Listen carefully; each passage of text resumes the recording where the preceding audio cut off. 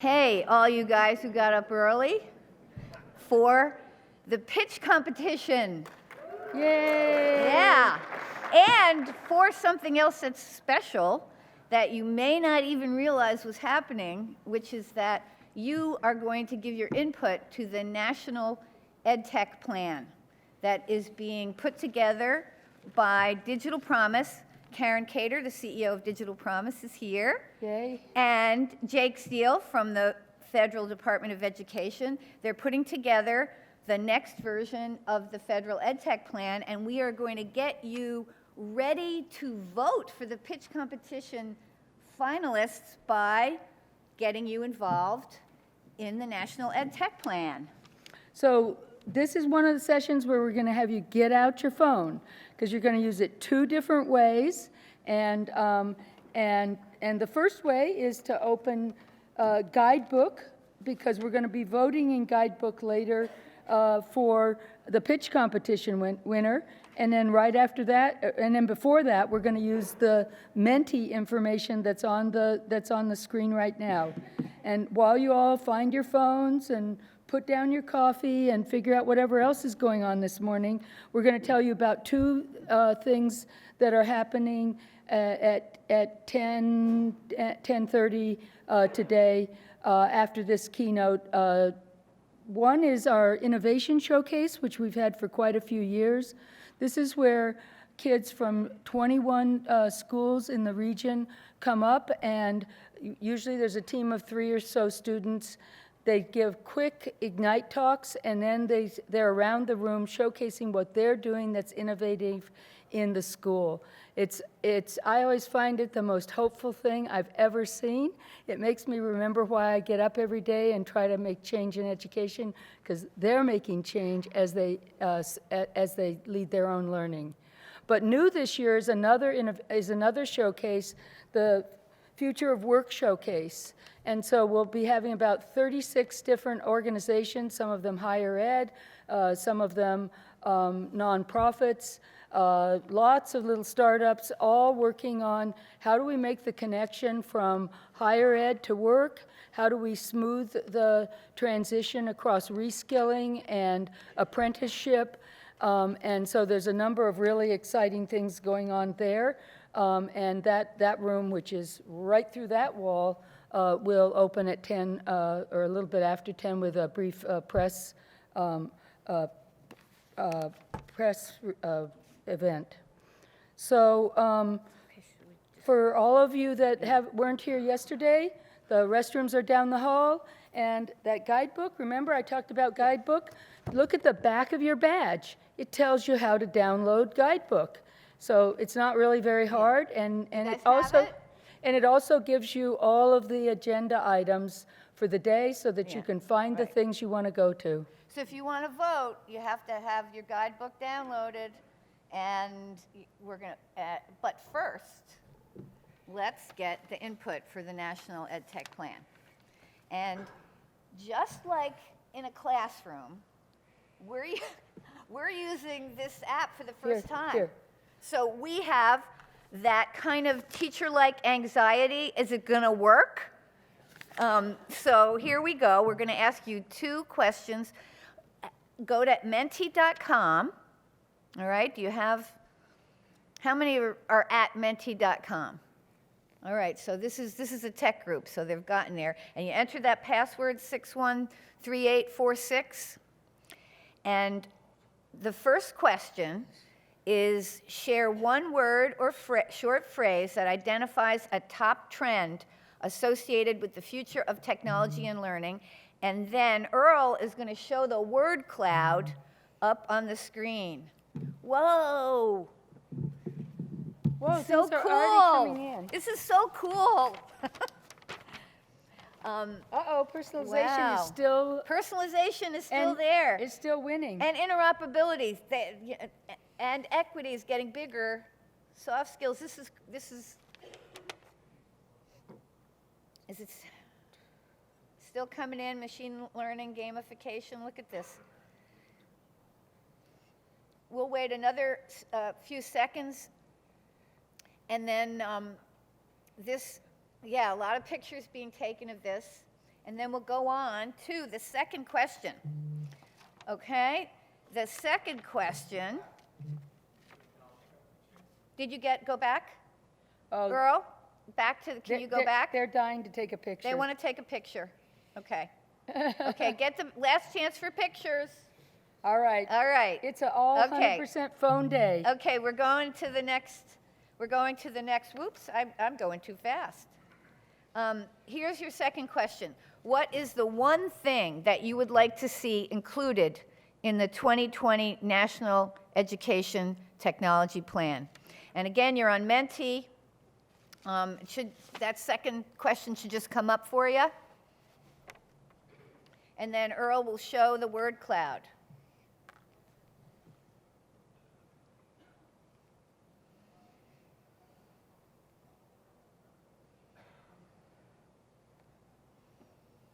Jean, your first accessibility is showing up pretty big.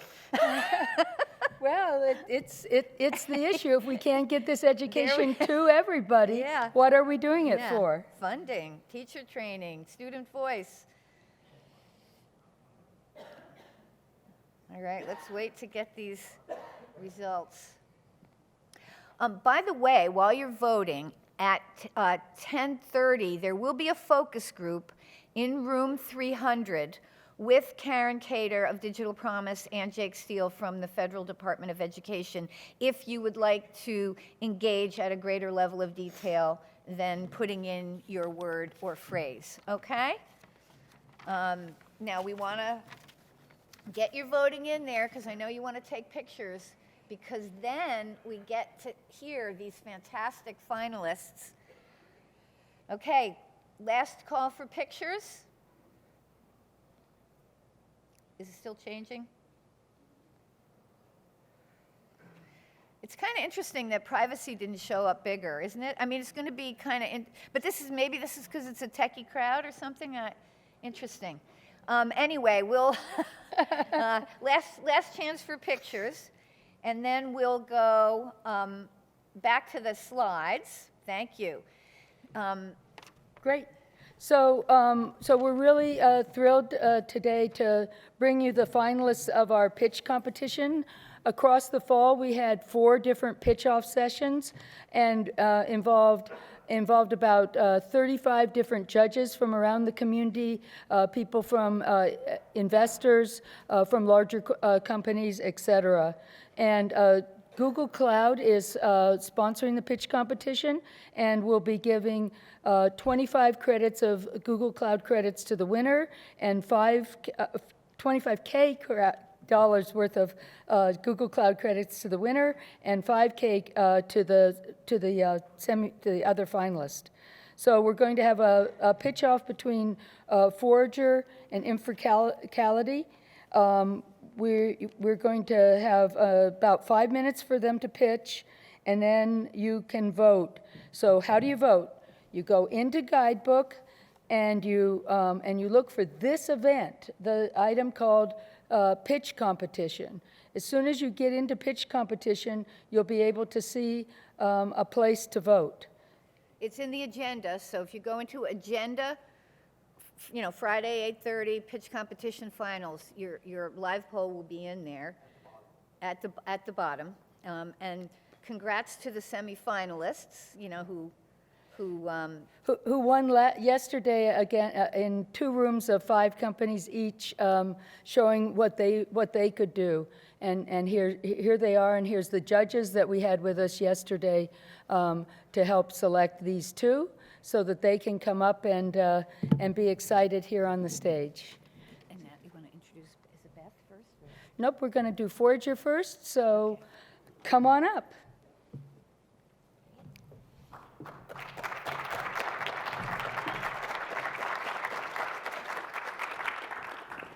Hi everyone, my name is Ansh, and I'm the co-founder and CEO of ForagerOne. We help universities and colleges build an internal marketplace for connecting their students with their faculty for research, while providing administrators with actionable analytics to help them improve their institution. So it all started our freshman year when my co-founder and I faced the difficulties firsthand of trying to get involved in research. And we dug further and realized that there's $75 billion of government funding that flows into academic research. Yet, there's no centralized system, technology, or infrastructure to connect key stakeholders in the academic research ecosystem. It relies entirely on past partnerships and personal connections. And this is because universities and colleges are decentralized. That results in lost opportunity for siloed students and faculty to connect, for meaningful experiential learning opportunities and collaborative projects. Importantly, administrators are unable to facilitate these connections between students and faculty because of this decentralization, nor are they able to track the outcomes of these partnerships or connections. So this issue has been identified as a top 5 priority among a number of educational organizations, and undergraduate research has been identified as a high-impact practice by the AAC&U. So what we provide is a web platform solution that helps administrators facilitate the best fit between students and faculty based off shared research interests. This ultimately allows them to tackle the decentralization that exists at their university and foster interdisciplinary research teams that are necessary for tackling today's research challenges. Ultimately, they get unparalleled insight into what's going on at their institution and how they can take targeted approaches towards improving their institution.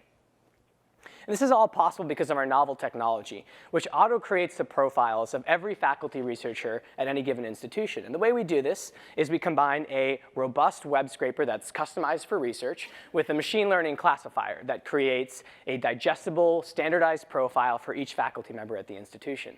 We then augment that data with information from publications and internal university databases so that information stays up to date and relevant.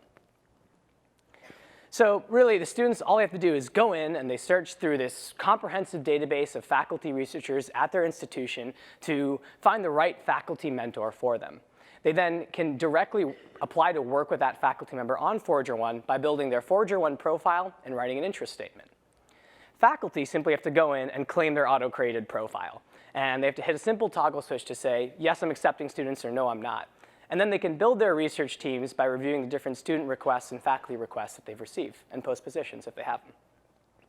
Administrators gain access to analytics from the department-wide level to the university-wide level, giving them understanding of where are these student-faculty interactions taking place, what is the background, what is the demographics, where are they breaking down, so that they can measure, evaluate, and highlight the impact of their office. We did customer discovery and found that 7 out of 10 relevant university administrators are interested in a solution like ForagerOne for this recognized problem. And that gives us a pretty sizable market to scale in. We provide an annual subscription usually to directors of undergraduate research, vice provosts for undergraduate education, or vice provosts for research, usually at a range of 10 to 20K based off the size of the institution. So we launched a pilot at the Johns Hopkins University in August of 2018 through May of 2019, and we got over 25% of the undergraduate population. We got over 300 faculty. A number of applications were submitted, and importantly, 60% of those requests were interdisciplinary. And so because of this traction and success, we actually secured a strategic partnership with the Johns Hopkins University in May of 2019. They were our first contract, our first client. Since then, we've secured a strategic partnership with the Council on Undergraduate Research, and we're actually in negotiations with a consulting company right now to white label our platform. We've also secured a number of early paying customers, including Johns Hopkins, Drexel, Christopher Newport, High Point, Spelman College, and just this week, our 6th UMBC. And we're in conversations with advanced conversations with an additional dozen prospective early adopters. So Yash and I are experts in the research space, from academic to clinical to corporate, while Mike and Nitin bring the technical expertise to build and scale our platform. We have a dedicated team of advisors, from university administrators to ed tech experts, investors, and technology experts. Thank you very much for your time. We hope to have your support in making research as an experiential learning opportunity more accessible to students. Thanks.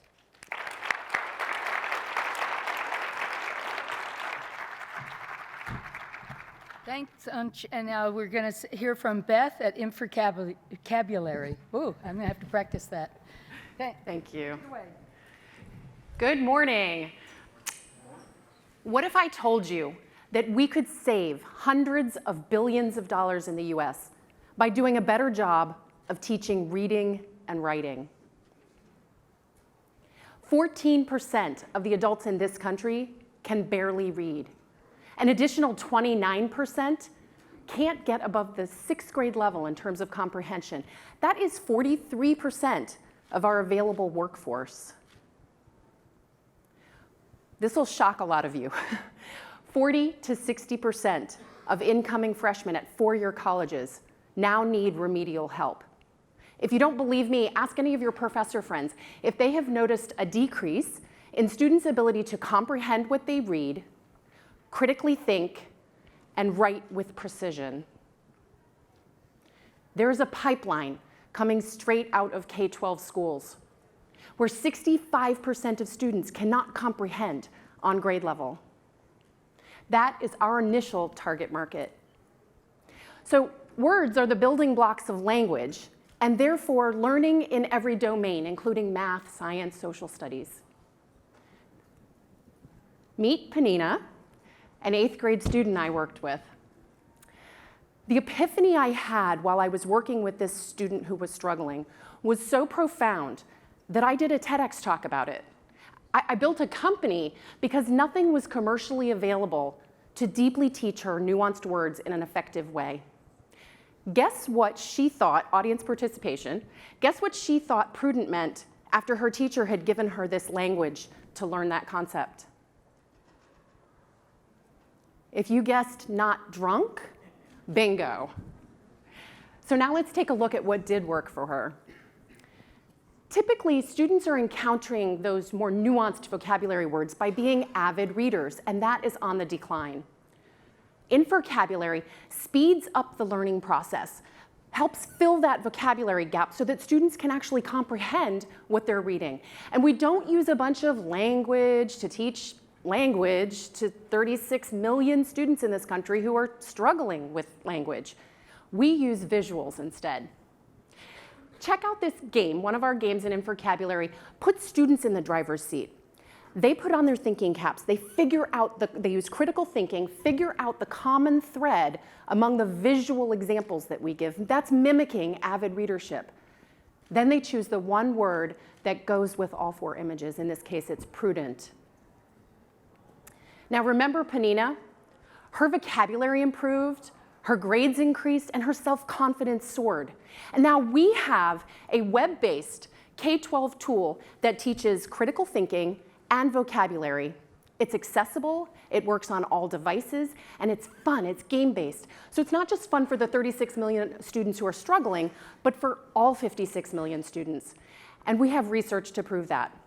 University of Virginia published in a peer-reviewed journal that students scored statistically far higher the weeks that they learned with InferCabulary compared to a bunch of language. And that was applicable to students in special education, those who are struggling and not in special education, as well as the high flyer students. We have paying customers, ranging from B2C who come to our website organically and through our sales efforts in schools. So we have independent schools, public schools, and districts, and we even have one university.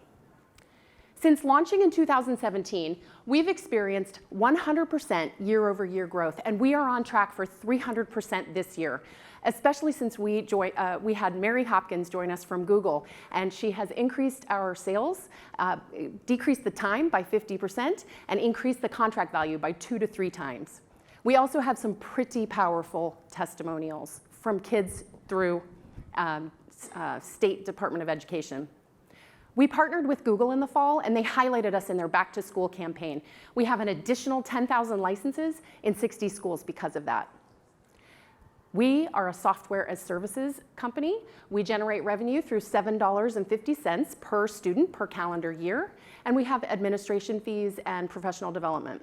One of the cool things about InferCabulary with our customers is that they can acquire us through multiple funding sources. They can use Title I, Title III, special education funding, regular education, as well as literacy grants. We are in conversations with these prominent potential channel partners, and our team is awesome, ranging from my partner and me, who are language and literacy thought leaders, published authors, and I mentioned Mary Hopkins already. She came to us from Google. And our advisors and investors, most of them are investors. You may know Frank Bonzel and Andrew Morrison. Okay, thank you. I'm wrap it up. I thank you very much. We tell them that we're going to be really mean about 5 minutes because we have a whole conference to do here today. But your job is to vote.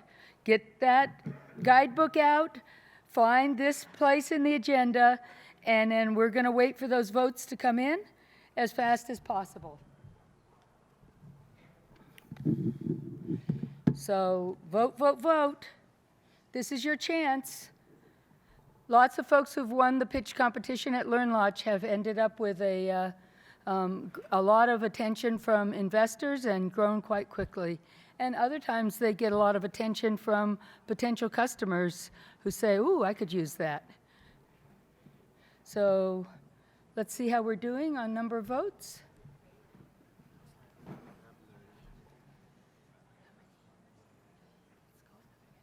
Okay, we're going to go 1 more minute. Got to get your votes in. Anybody else voting? I see one phone over there. I see a couple over there.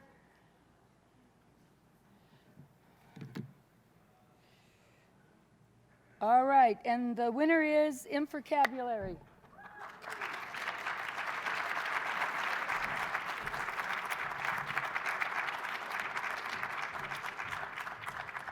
And we're not going to go very long here. We're just going to get a picture, and then we're going to get our semifinalist up for one more picture. Let's do one where you're not doing this. She wants me to smile more. I'm trying. Yay. Thanks, guys. This is great.